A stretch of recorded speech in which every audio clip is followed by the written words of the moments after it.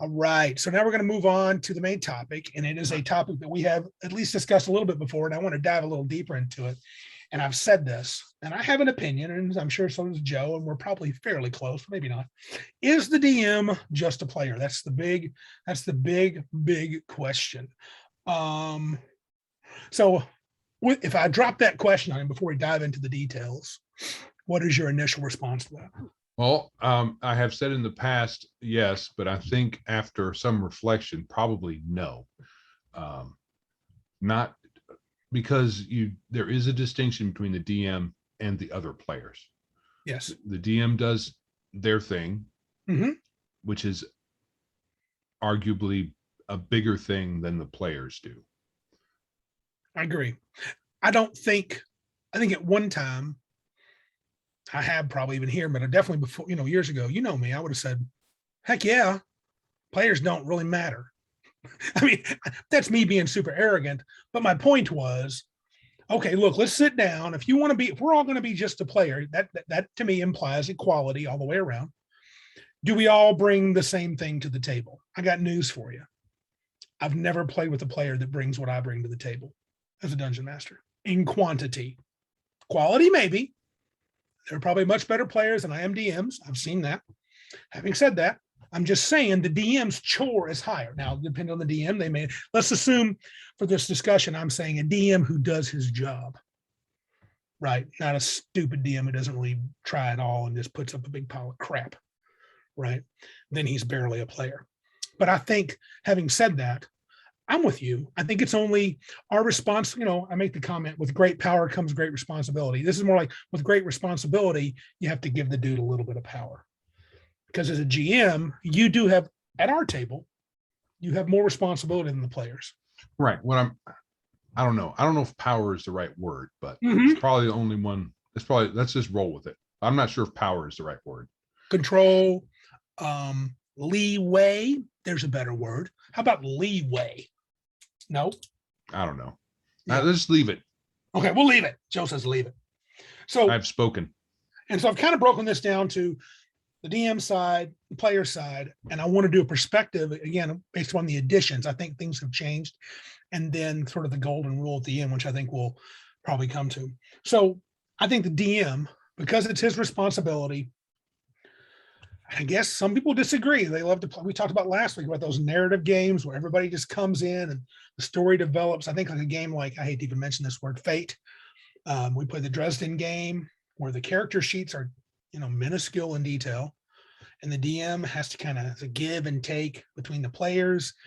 It's very, let's tell a cool story like a novel, But if we throw that out, just stick with D&D, I think, because he's bringing a big chunk of stuff for you guys to experience and be a part of, the DM has to set a tone.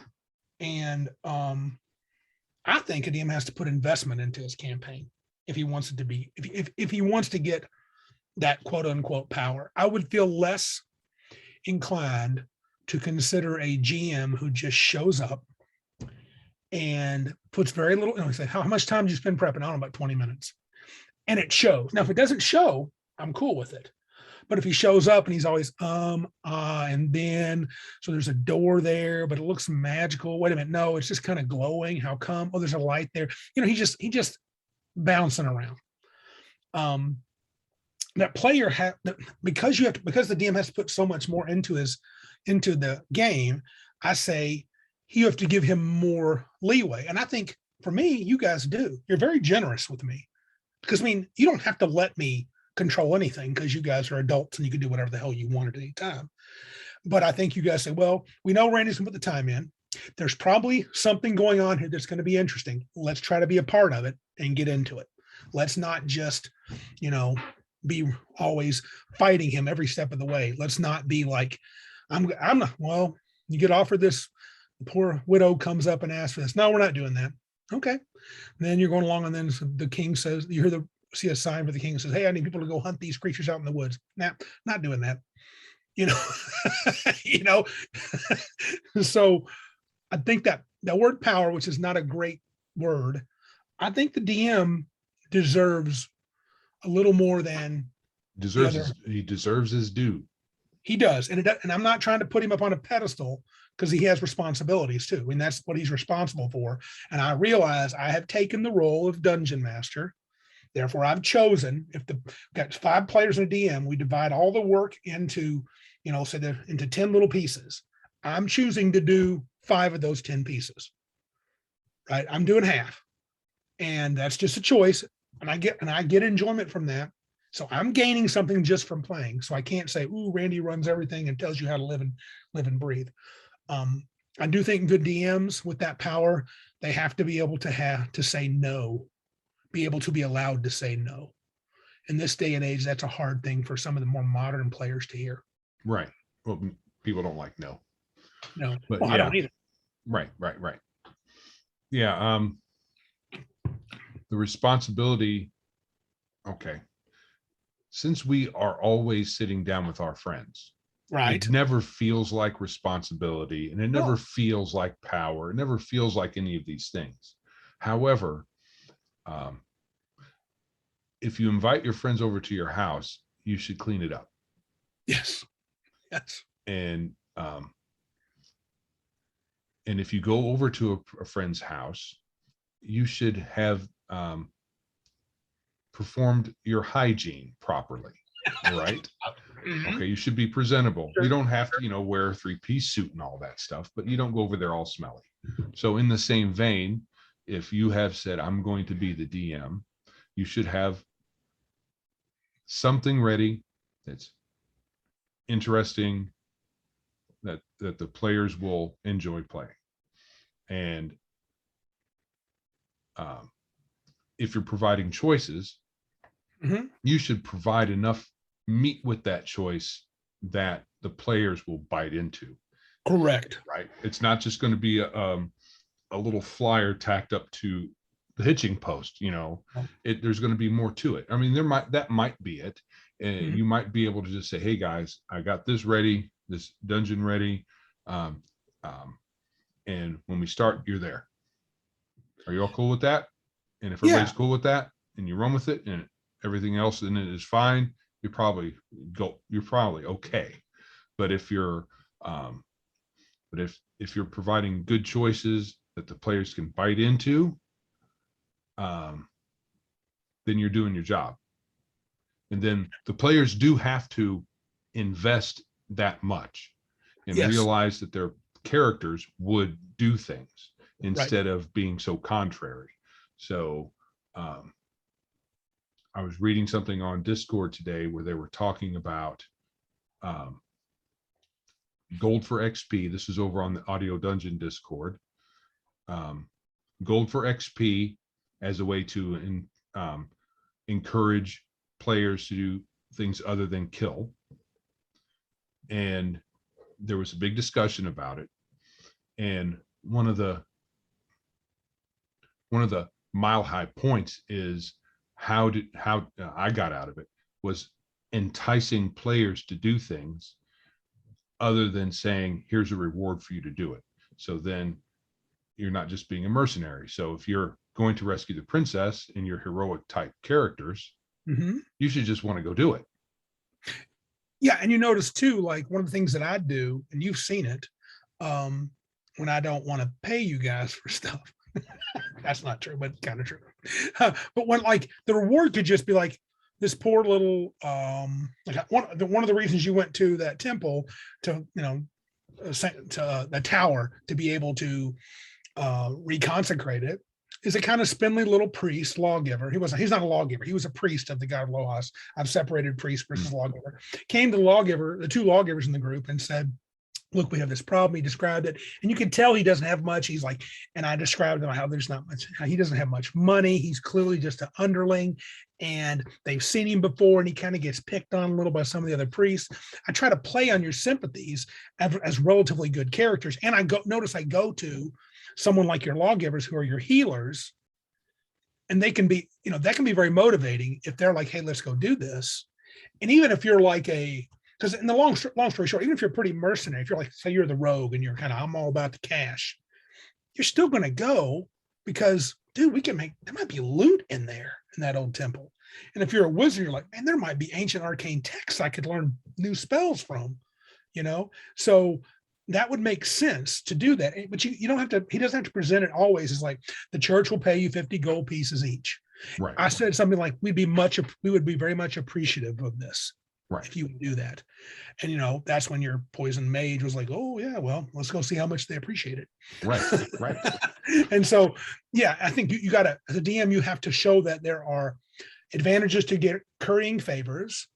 There are benefits from being heroic. So if you just help the poor widow that comes to you out of the goodness of your heart, she goes, I can pay you my 2 gold pieces. And you're like, I'm a 7th level adventurer. What do I want? There's 2 gold pieces, but I am a hero. So I will do this. Don't worry about it. Keep your money. And you go do it and come back and you find out later on, she's well liked throughout the community. And the next place you go, the owner of the place goes, drinks around the house today. Why? Right. I heard what you did for Flora. I heard what you did for her. Right. And you gotta engender that kind of stuff as a DM, and then players will bite more readily on that, I think. The right kind of players. Right. Not everybody. And sometimes Right. you got to read your players. Sure. So this is along the lines of a good DM can, if you're bringing a good game and you're doing your job and you know your players, you don't really do, and this is me talking about the thread on Discord, you don't have to dangle too much out there. If you know your players, not necessarily the characters, you just have to know the players. Yes. You know the players well enough. It's easy to get them in. I could say there's an orc chieftain that, keeps dwarves as slaves. Right. That's going to get Joe's butt on that event. We're going to go free those slaves right now. He personally despises slavery, so I know his character is going to, if he's playing, unless he's playing a guy who's, I can't imagine Joe playing a guy who's a slave, or is he even okay with it? No, but I might play someone who doesn't care. Correct. He could be careless, but even your wizards would be like, oh, that's crap. Yeah. So, but you like playing a hero like I do. I think, and to me, that's kind of a power where, so you do that enough, then the players give you, they go, well, okay, this adventure, I'm not sure what we're going to get out of this, but let's trust Randy on this. I bet there's something there, because in the past he's rewarded us, and I use that in quotation, with the free drinks, with a discount when you go to the adventuring equipment. Prestige. People know you when you walk down the street. You got keys to an old mansion from the local duke, and you got a little base of operations. Yeah, it's old. Yeah, it's beat up, but you know what? One day it'll be a great base of operations. And so those sort of rewards, I think, can allow for that. I think when there's the no thing I was talking about. So when players, so the DM has to be willing to say, okay, in this campaign, someone says, I want to play a tiefling. And we know the current game we're playing in, that's not really an option, right? Not only have we not decided if tieflings even exist in the mud sword, but in our world, it's basically not really that. It doesn't fit our current premise, which we still not as a PC. Not as a PC. No. And so, I really got this great idea. No. It doesn't fit. And players and if you give the DM the power, and you have to give it to him. I mean, because you can, like I talk about, and I'll mention this later, you can always do the ultimate, fight the power by walking, but I want to get to that later. I'm going to talk about walking, leaving a game. I think the DM has gained, the power. And when I use this word, it's more like your good graces. You're like, yeah, Randy's doing it. He's not trying to screw me out of playing my sweet tiefling warlock. He just doesn't, his game doesn't have a place for that. And if you look at the description, like, yeah, this doesn't seem to really fit. I'm just kind of wanting to play this cool guy because I saw him in the books and the stats look good, or because I had an idea, but it doesn't really fit. We have to be willing to do that sometimes. And I think you can do that as a good DM. It's a lot harder when we're going to sit down and play Player's Handbook 5th edition D&D. And that's how I sell it to a new bunch of people. And as soon as you show up, I go, oh yeah, no one can play tieflings. Right. Like the experience you had was that you can play a wizard, but no one can cast spells anymore. Right. I think, in fact, in those situations, the counter argument to that is if you say yes, there's a statement about saying yes and, like if a player says, I want to play a tiefling, yes, and, or yes, but. You can play a tiefling in my world, but he's not going to have the physical characteristics of a tiefling. He's going to be have the bloodline. That's okay, but that's diluting the world in my mind. And it's also playing, if you're playing a tiefling, I would think you'd want to look like one. you know. Yeah. If you run around looking like a tiefling in most civilized areas, they're going to run you out of town. Yeah.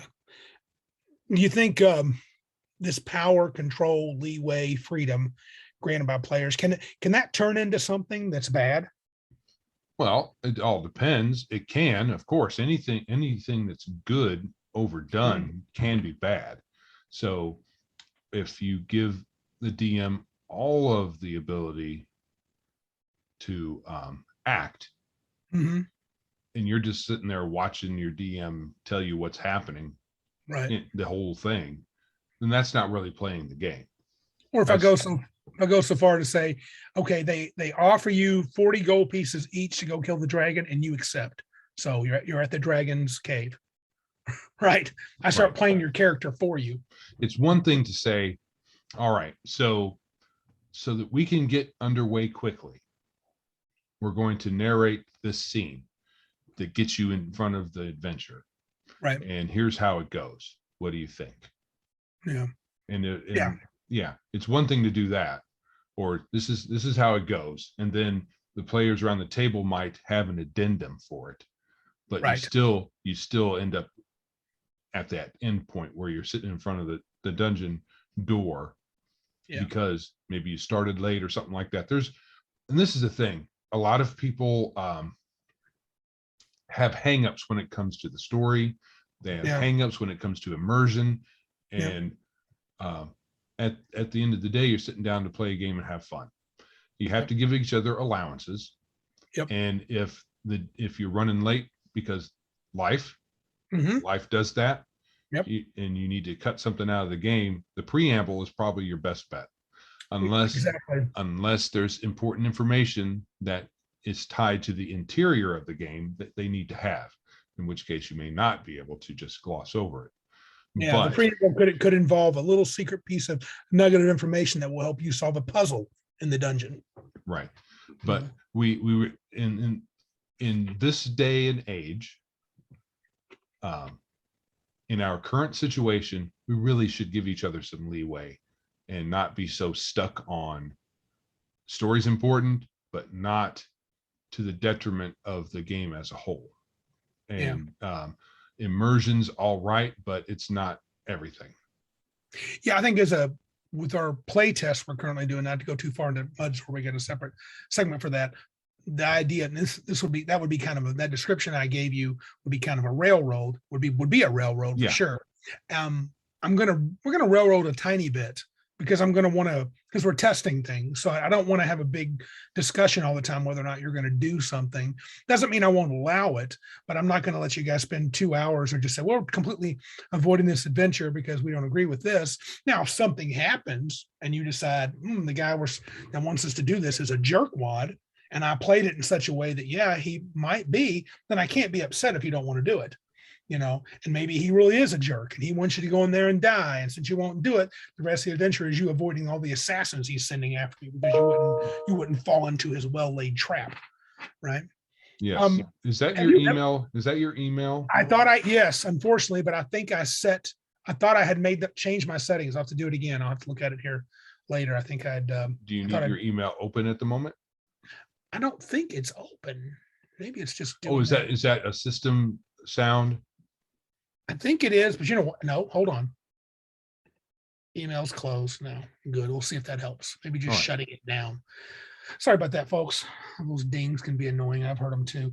Have you ever run into a DM though that had the power and it was being used badly? And how did you handle that? Well, there's two situations that I've talked about before here. Mm-hmm. And one of them was what you just mentioned, where you're playing and you get the rug pulled out from under your feet when the DM says magic has been turned off and the wizard you have rolled up is now completely hosed. Right. So, I mean, you can say he might have had a good reason because he didn't know the magic system very well. But at the same time, if you don't know the magic system very well, maybe you shouldn't be running a game. Anyway, there's Mm-hmm. that. And then there's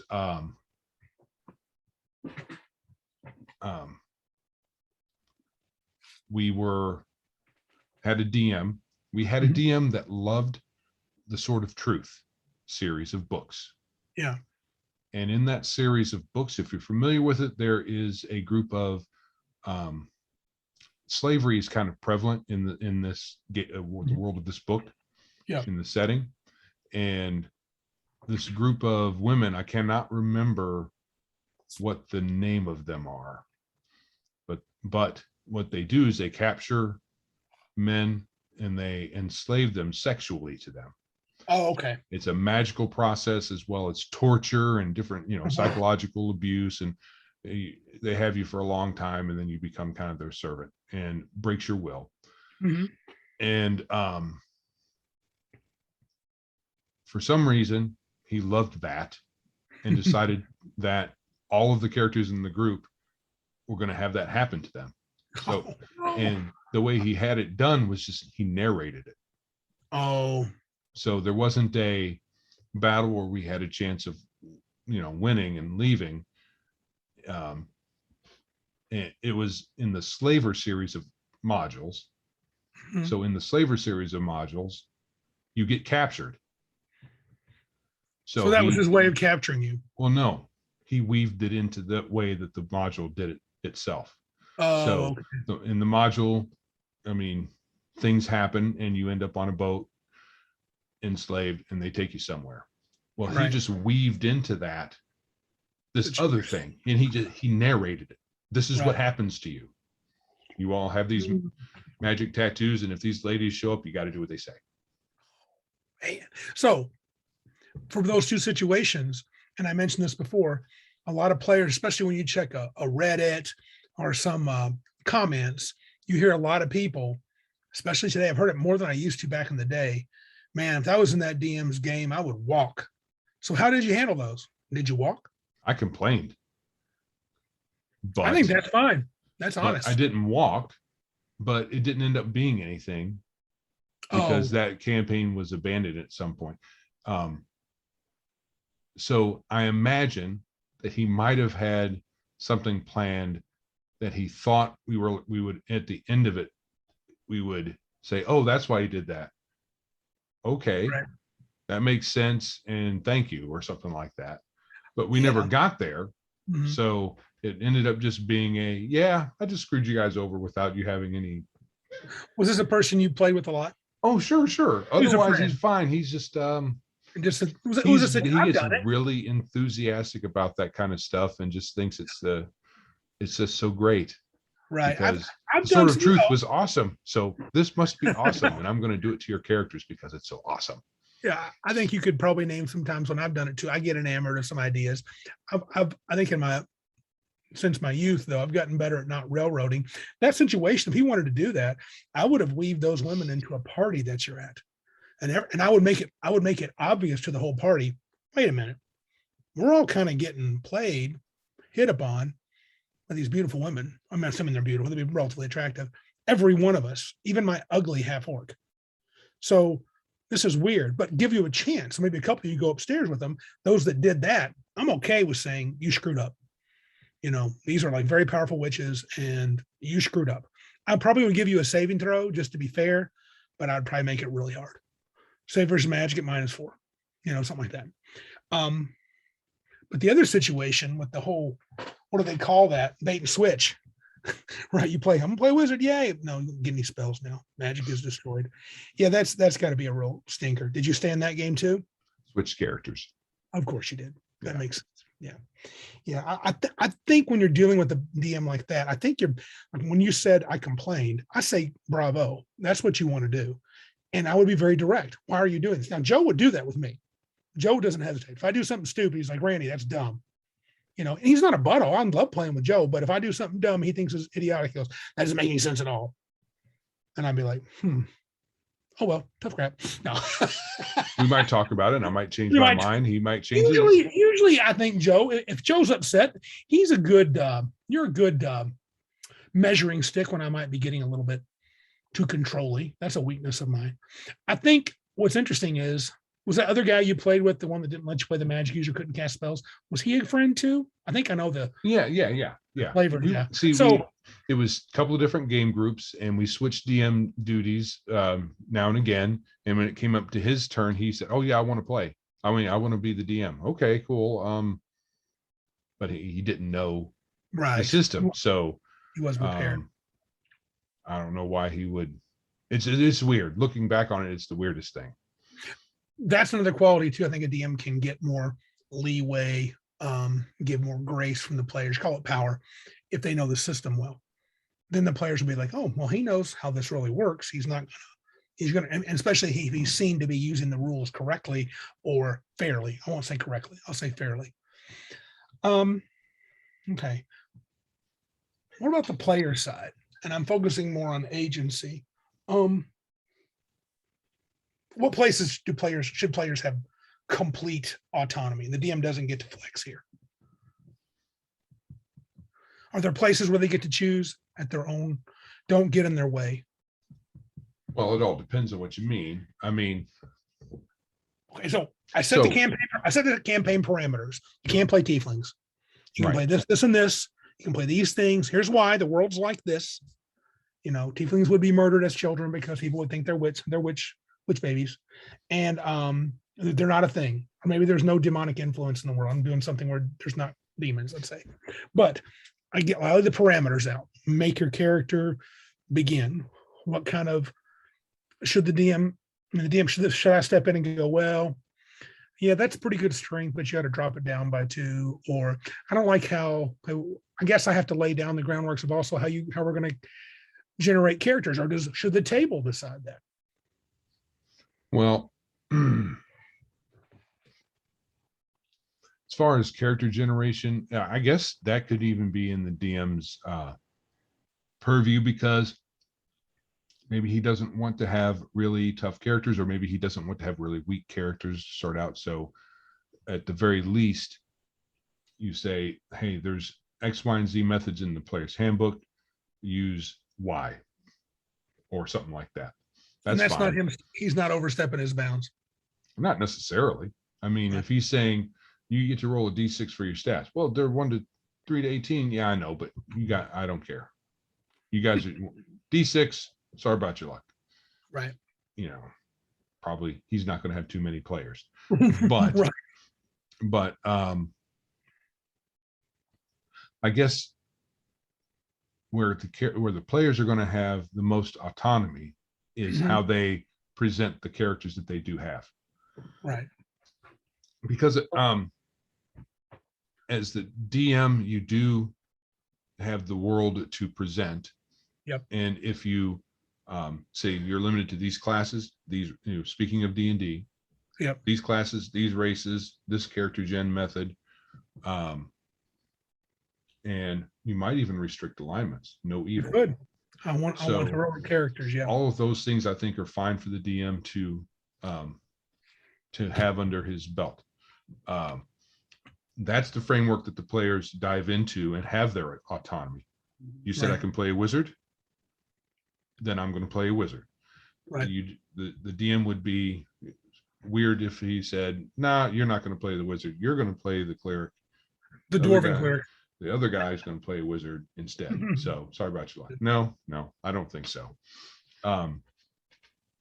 So within the framework you set up, there's probably a ton of autonomy to have.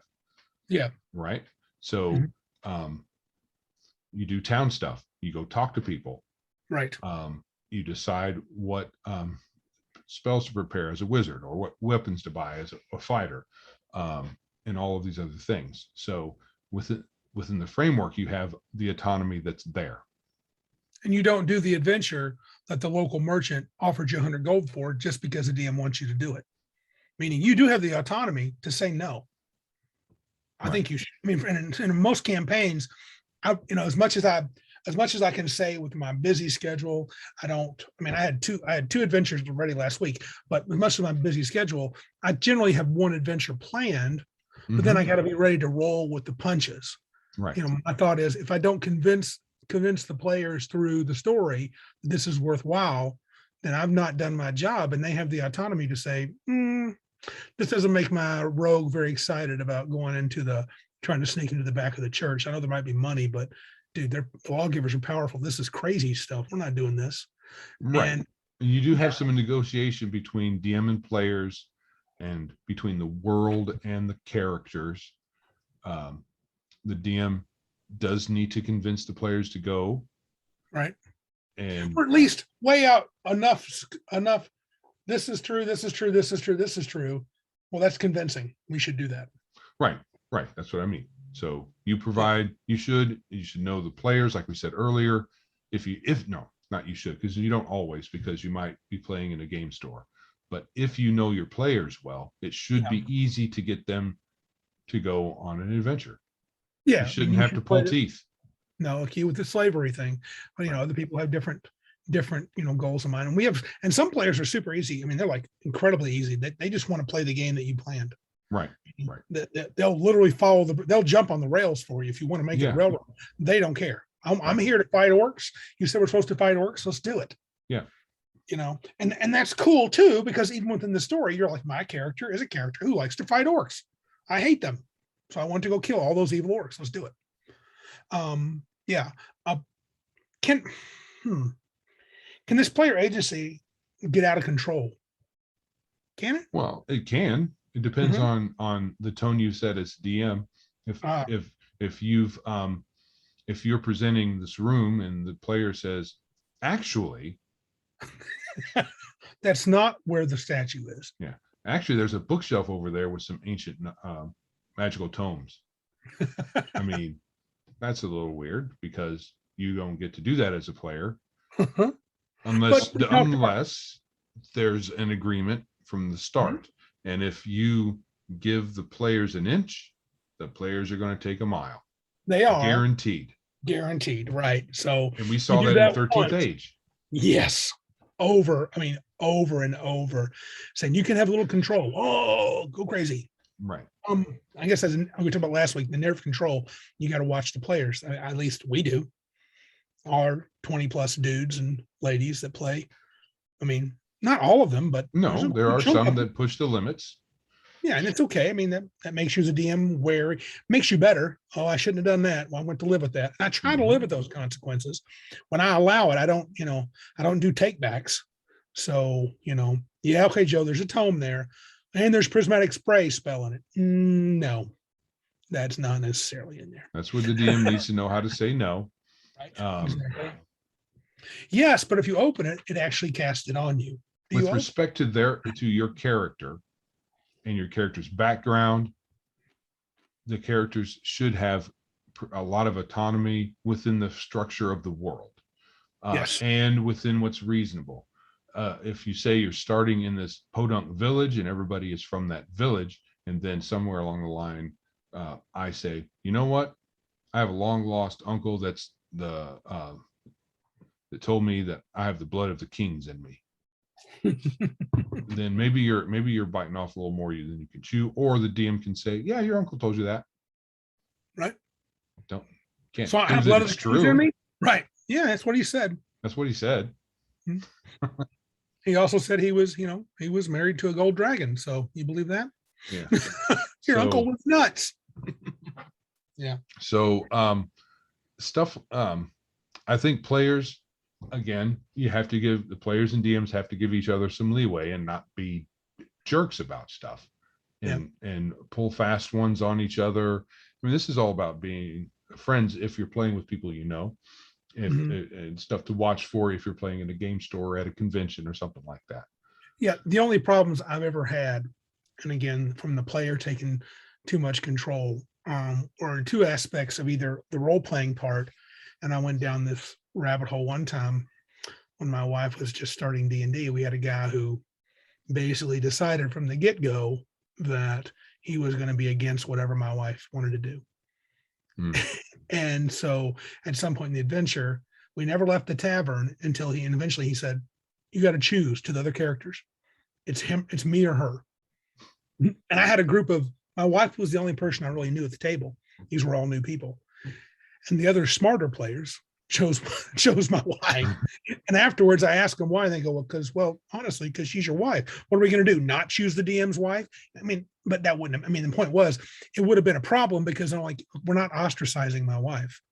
And, the guy ended up having reasons for that. And he never came back, and that was okay. We had equitable, we didn't get mad at each other.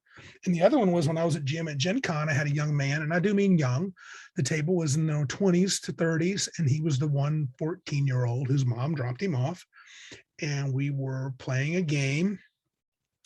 Something happened, some kind of it was a Planescape Kryn mashup called Krynscape.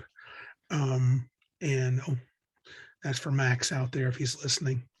I mix Planescape with Kryn. And very beginning, water.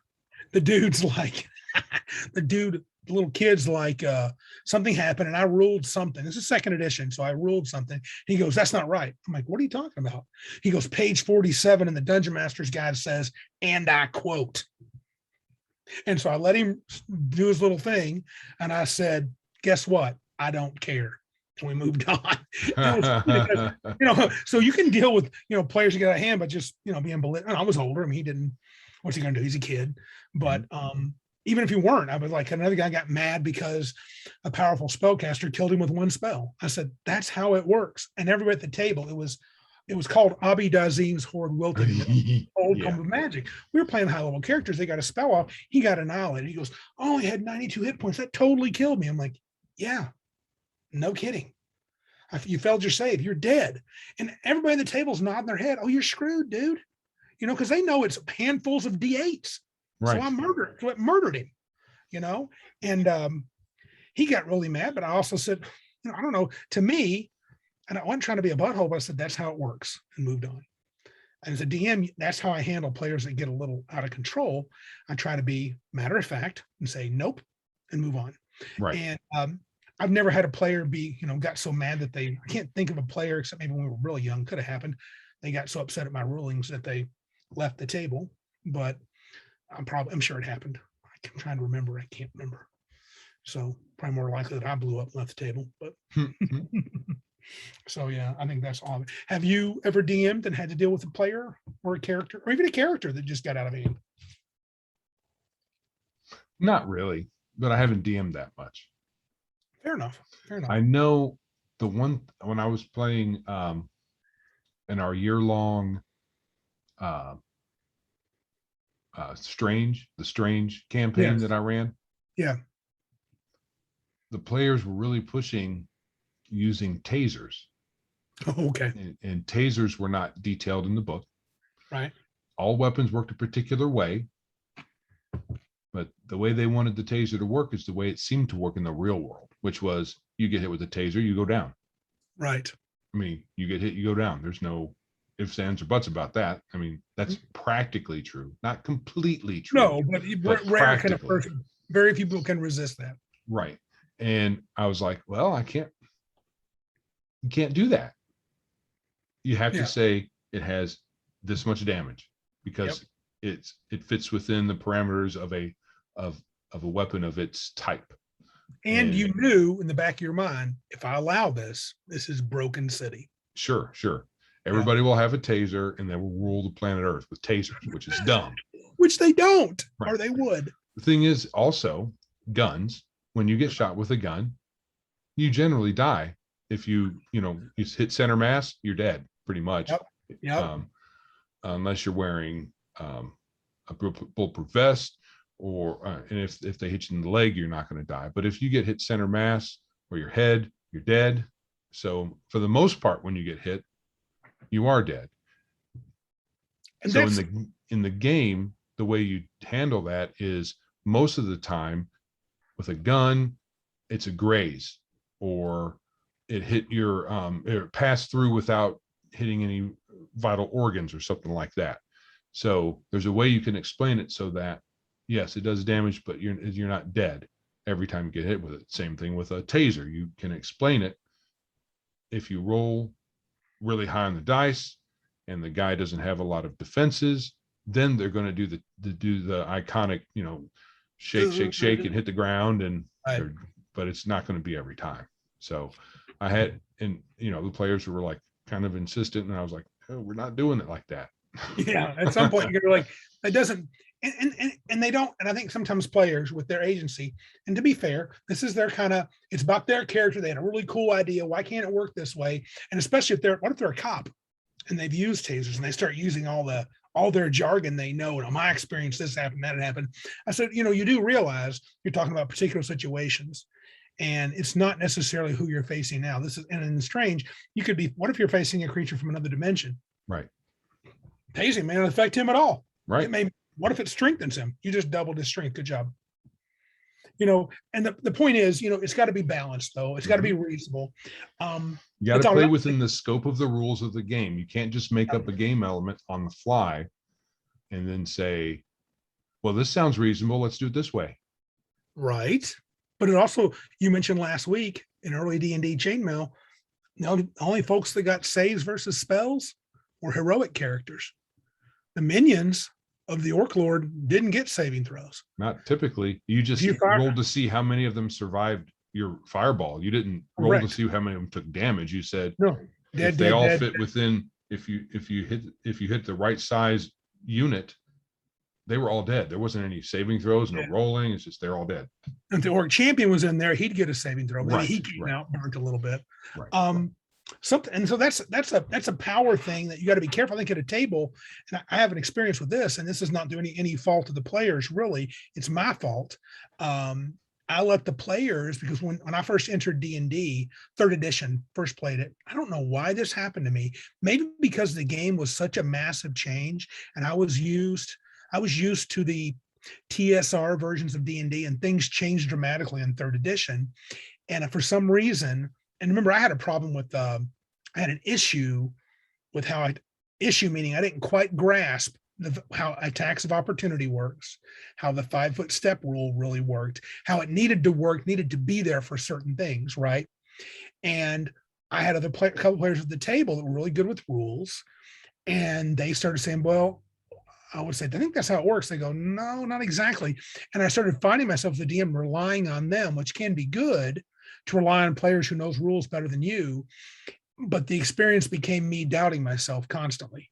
For many years early on in third edition, I wasn't comfortable. I wanted to get player consensus that what I was doing was right. And I remember my wife berating me, and I mean this in a good way. She was kicking me in my, proverbial nutsack. She was like, Randy, you're the DM. You make the call. We deal with it. And while I think there's an appreciable difference between letting players, I'm like, man, this is a weird situation. How would a taser really work? And say Joe uses the taser on his job. He's like, Randy, well, here's how it works in the real world. Well, then we got to have a discussion. We could have a discussion and decide how it works in the game. But I don't just go, well, Joe says this is how it works, so that's it. I can't even worry about it. Right. And I think that's part of a give and take. And I think the players have to have enough quote unquote power, especially if they're in your area of expertise and you're in this murky area of the rules or murky area of the setting. And a player goes, well, why don't you do this? I mean, you're right. There's no tieflings, but couldn't you have some demon blood, even if it didn't show, maybe from the early but pre-cleansing era? And I could be like, okay, that's cool. If you just want it for a cool story effect, I can live with that. It's not going to have any kind of mechanical thing, and maybe later on it'll cause you more trouble. So I think that's a give and take part of it. This leads us into the edition wars. Do you agree with what I said there in the notes, that I think pre-third edition, DM was kind of God, right? Right. He was the rules arbiter, made all the final decisions. That's all there was to it. I mean, it was literally in the rules. Gygax said, DM decides how it goes. Right. And I think that's how I think one of the reasons we're probably still, even you as a player, you kind of want to give the DM more leeway, is because that's kind of been built into us. Yes. Yeah. And I think it's a good thing. I think in the end it is too. The DM is given power by the players, but it's a good thing that he has it, because the game goes better when he has someone at least is controlling on the far edges. Yeah, so you can't have majority rules, or we're going to play by consensus or by committee. Mm-hmm. I mean, I guess there are some Some games say you that can do that. Mm-hmm. There are some groups that like playing that way. Yep. And when it comes down to it, for those, I don't know, I would show my bias and just say those are all story games and don't have a whole lot to do with D&D. because that's not D&D. There is story in D&D, no matter what you say. Right. Whether it's something you participate in at the table at the time, or whether it's you telling the story of your characters to somebody else after the fact. But when you sit down and roll dice, things happen. That story happens. An emergent story, whatever you want to call it. That's how D&D handles story. It doesn't have rules elements that allow for that to be manipulated with current, like social currency or whatever you want to call it. Mm-hmm. If there's any manipulation, the DM does it. Mm-hmm. And if he allows the players to, they can as well. Mm-hmm. But that's how that's handled in D&D typically. Well, yeah, and like I said, pre-third edition. Pre-third edition. Now, right. Third edition, I felt like because the rules were so tight, and we even mentioned we experienced this with our Elysium campaign, we kind of worked sort of with consensus if we ever found a corner case of the rules. Because remember, our initial plan was rules as written. Yeah. As much as we could. We made some changes with meta magic, but we tried to do rules as written. And I've heard of people who literally play that. I've read an article or a response on Reddit or whatever it could be, just them blabbering. Well, my DM on our table would never get away with that. The DM was wanting to, like, for a particular encounter, he was going to give this creature a special bonus because of his size or because of how it was, just because he thought and it wasn't unreasonable. They were in a situation when they couldn't get very far away from this large creature. I'm not sure if I'm right with this. And he was giving the creature bonuses that by the rules he wouldn't have. But the DM was like, dude, he practically fills the room. You can't move away from this guy. You're going to be easier to grab. And I'm like, makes sense. Yeah, and I'm like, that makes sense. But they're like, you can't do that. And so we just told him flat out no. And I get it. You're all friends. You guys have to give me power. I don't just take it. But you also know exactly how Randy would react to that. Sure. Get over yourself. That's what's happening. Roll initiative. Right. Or there's the door. I don't really care. Right. And that's the second edition mentality. Whereas third edition, the rules were laid out so much, I started to feel a little handcuffed because it wasn't old school D&D was pretty wide open. There was lots of room around the rules that you could do what you wanted. In third edition, there was a rule for every situation and a situation for every rule. And so I think they started to handcuff the DM, especially with CR, which we've talked about. It's not fair to put a CR +5 creature against your poor party. They're 5th level and you're putting a CR 10 against them, or they're 3rd level and you're putting a CR 9. That's not fair. And it's like, yeah, it's not. Maybe I don't want them to fight that dragon. It will kick their teeth in. They better think a little smarter. But that's an older school mentality. Whereas I think third edition, while they had rule 0, I don't think they pushed it. Well, depends on who you're talking about. I don't think that perhaps Wizards of the Coast didn't. Right. But I think it was probably a mistake for the third edition enthusiasts to let the rules in the rule book take precedent over the DM's authority over the rules. Yep. It's always been that the DM gets to, do their rulings. Mm-hmm. And I'm not saying, CR is a piece of nonsense that they dreamed up that has never worked as advertised. That's not true. That's not true. What do you mean? I think I'm agreeing with you that you're saying, yeah, it does work sometimes. Yes. Yeah, but it's overall. No, it does not. And also, I don't care what CR aficionado you care to put in front of me. The CR does not reflect characters with high stats and lots of gear. Yep. Or dumb luck. Yep. It can't. And it doesn't. They said in third edition, I remember Monty Cook said, we under CR'd the dragons on purpose. And CR was more of an art than a science. There were some creatures that clearly batted above their weight class. And if you had a large party. Yep. Or a small party. Yep. The CR system never could account for those. No. So, so anybody wanted to whine about CR? I never understood. I mean, You needed the GM there to make you had to know your players. I'm going to run a game with 3 players using Pathfinder, using 3.x, and I limit you to a 15-point build. You're not getting tons of gear. I got to be careful. And I got to be careful more than just, well, they're 3 third level characters. They should be able to fight 2 CR4s. Not necessarily. They might completely kick the living crap out of the players. They got a lot of paralyze, 2 ghouls could paralyze everybody. sure, sure. Special abilities like that, you couldn't account for that either. So, anyway, apart from specific stuff, the DM and the table, including the players, should be able to overrule anything that's in the book, really. Absolutely.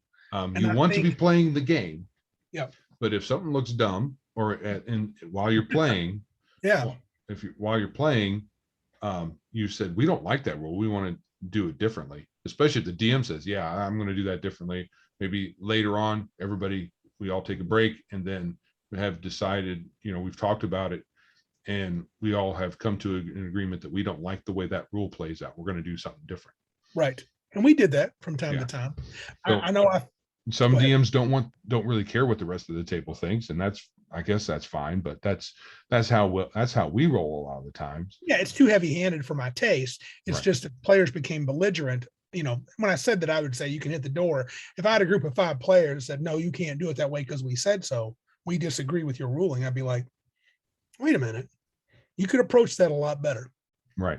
Like, give me a reason why you don't like it. If it's just because the rules don't say so, you're not countering my argument that this room is small and this freaking giant with oversized hands can reach everybody and more easily. So I don't want to hear that. Give me a reason why, and, but if they come back in but raw, how I feel about that. Right. Your butt can be raw for all I care. Right. Now, 4th edition, I can't speak to hardly at all. We don't really play that. I think 5e has tried to bring back the DM freedom to let them do more things. And when I say 3rd edition handcut the DM, I mean, if you just read the rules, there were so many rules that I think Rule 0 kind of got hidden there early on, which is barely stated. I do think many of the adventure designers that I read, the older school guys, Monty Cook, Bruce Cordell, some of the ones, Skip Williams, when I read their adventures, they would say things like the DM may want to do this, or if he feels like this is too powerful, you might want to watch this. So their implication is the DM gets to decide how things goes, how it's adjudicated. But I don't think players, as the 3rd edition got long in the tooth, when you read how players react to rules being changed by their DM, a lot of them lost their minds. Sure. How dare you nerf my cool power? Because it works like this every single time and there is no way to defend it. Or if there is, I got to do all these stupid convoluted things, and using the rule this way makes everybody want to pick that feat every single time. It becomes a required feat. And I'm like, I'm not doing that. So I'm nerfing it because it's too good. And if you don't like it, pick something else. Because it just doesn't. And that arguments, the rules itself seem to encourage players to be a little more vocal about, and it's fine to be vocal about your displeasure with how the rules are being adjudicated, but in the end, you can't, I don't know. I don't feel like it's truly it's not up to the players to adjudicate rules. That's the DM's job. That's what they can express opinions. And if you talk about it and you're convinced, that's one thing, but that's not the player's role. Not in D&D. Other games, that's different, but not in D&D. I remember in particular when you first played the Magister in our 3rd edition game, you brought that in from Arcana Evolved from Monty Cook. I thought, man, this guy's crazy powerful. And I kept telling every spell Joe did, I'm like, that's crazy. That's ridiculously powerful. He goes, Randy. He goes, it is in this situation. And Joe would make a good argument. Damage shield is unstoppable. And the next thing I know, next encounter, his damage shield is gone in one hit by a monster. I'm like, you're right. You were just fighting a creature that didn't do big damage. When it went up against giants, damage field basically just saved your butt. That's all it did. Right. It didn't make you the unstoppable force. Yeah. Right. The last bit is just talking about, so we use this a lot. I use the phrase don't be a dick, but I really mean we're just pals. So we should be able to work through these issues of power and control and stuff. I don't think I don't see us, anybody that we play with now, I almost can't imagine a situation where things would get so bad that someone would have to walk. Can you? Because that's kind of the ultimate Well, it power. has happened fairly recently with, some folks. ADM had an adventure that was very railroady. Okay. And very topical. Hit a Mm-hmm. little too close to home for folks. Mm-hmm. And Did players walk or they just complain? complained. That's different. I mean, But as a yeah. result, that particular combination of players and DM has not sat down again. So, Oh, okay. yeah. And I think it's a direct result of that particular Could be. session. Yeah. Could be. Could be. It might be circumstances make it look that way, but I think I know what you're talking about, but it could be circumstance too. Sure. So they may not want to come back in that situation. I don't. If you're not pals though, like I wrote like an online game, you just meet a bunch of people, play at a game store, new pickup group. How do you handle when those? I mean, how do you deal with the quote unquote power dynamics? Do you just say, I guess how we really do it is, I think how most people do it. You just show up and play and see what happens. you also can lay it out at the very beginning as a DM. Right, which would be ideal. Kind of like depending on if you're doing a one shot, then you take a few minutes. If you feel like you're using a whole session as like a session 0 thing, which I think is probably more than you need, but some people like to do that. But at some point, you lay down. This is a framework. This is how I roll as a DM. And Think you still want to do this? yeah, and then you play. And if people still decide that they need to leave, then they leave. And you also could begin DMing, and then if you can tell people are uncomfortable and they're getting a little perturbed, you can pause the game and go, look, this is how I run. And if something's bugging you, I mean, you can bring it up. I'll listen to you, but I do run kind of old school. I mean, in the end, it's my table. I'm not mad at anybody. If you want to leave, I get it. So I'm not your cup of tea. That's okay. But if you want to voice what you're concerned about, let me know. And maybe I am doing something tonight that's not normally me. Maybe I'm being a little overbearing for whatever reason. And now I think I have an advantage because I'm a teacher. I tend to be able to read tables pretty well. I can tell when a person's squirming and not liking something, or when a person's bored and looking off with not just their phone, but I tend to notice the table. And I can get sidetracked and not, but I do. And I think that's a good way to handle that as from the GM side, is to bring that up. If it's the player, it might be hard. Would you please stop playing World of Warcraft while we're doing this? And they say, well, it wasn't my turn. And I'm like, well, I get that, but it seems like you don't really care at all to even be here. And honestly, it's distracting to me, even if you're not making any sound, because it is. Stop playing other games while you're playing this game. Right. That's how I do. And if you don't like that, I understand. Some DMs are fine with it. I'm not. So yeah. And we already talked about horror stories. I got to go down that road. Right. I think the golden rule, if you've got friends, remember your pals. Don't be a jerk about things. And the don't be a dick statement is really great if you're not pals and you're trying to become pals and you're trying to form a group as you don't know people very well. And the power dynamics have to be decided. Right. Yeah.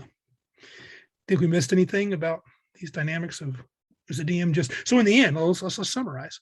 So do we agree the DM is not just a player? Correct. Equal balance? Correct. But he's not a monarch. He's not ruling with an iron fist. You just have to give him a little bit more deference because he's trying to provide for everybody a good time. And so your good time may not be right now. Let players right. And this is D&D. This is how it works in Dungeons and Dragons. And there's a few other games that outline it out like that.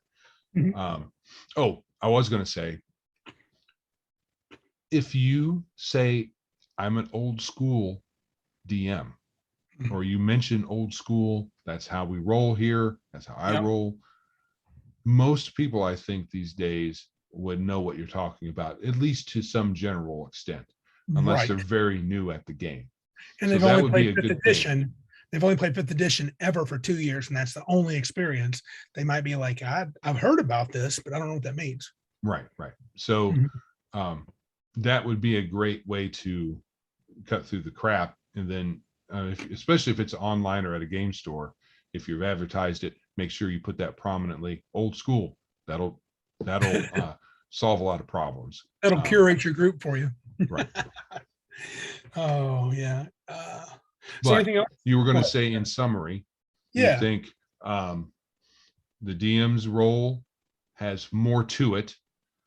So some deference needs to be made, given that they have invested probably a bit more than the player has.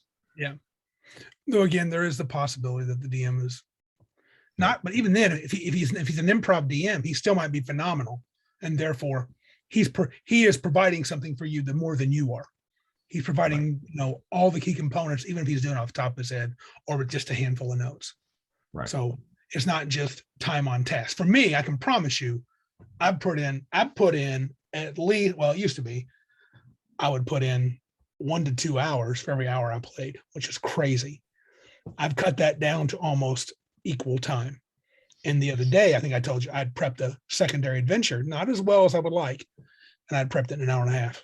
So that's pretty rare for me to do that little time. That's cool. But yeah, it's just me. Yeah, and in Dungeons and Dragons, it's spelled out. The DM runs the game. I think that's true. And it needs to be, I think to a certain extent, you need to really take that as like a thing. If you're not But having playing, said that, yeah. if you're playing a game where the assumption is everybody is on equal terms and Mhm. all that, then you go with the assumption of the game system you're in. Yeah, the DM is just narrating, and you guys are forming the story, and the actions are determined solely by you, the protagonist, and we're going to always tell it in sort of a narrative tale. Then okay, that could be different, where the DM is just will run one simple component.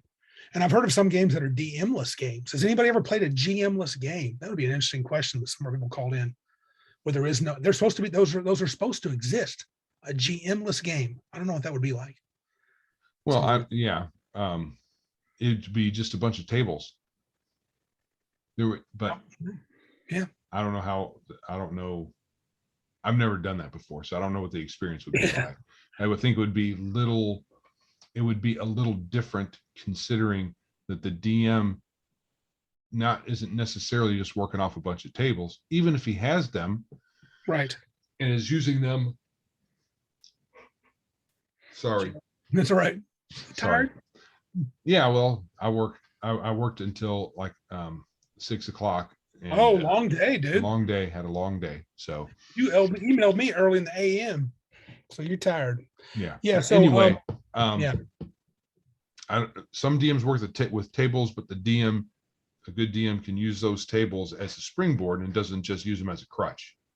But I feel like I've read about, at least the blurb on the game was no GM. There is no one is a GM. Everyone's a player. There is a game that we were both looking at early on. I think it was last year. Can't remember the name of it. Ironsworn. That has a GM-less option. And there's a bunch of tables you can roll on to see what happens. Essentially, I think Jason at Nerds RPG, I think he's played that. I would love for him to tell me how that would work. Yeah. Okay. So I think we can be ready to put a bow on this. Yes. DM's the most important player. Sounds good. All right. I'm not sure that's precisely what we said, but okay. DM is king and everybody else is peons. Peasant.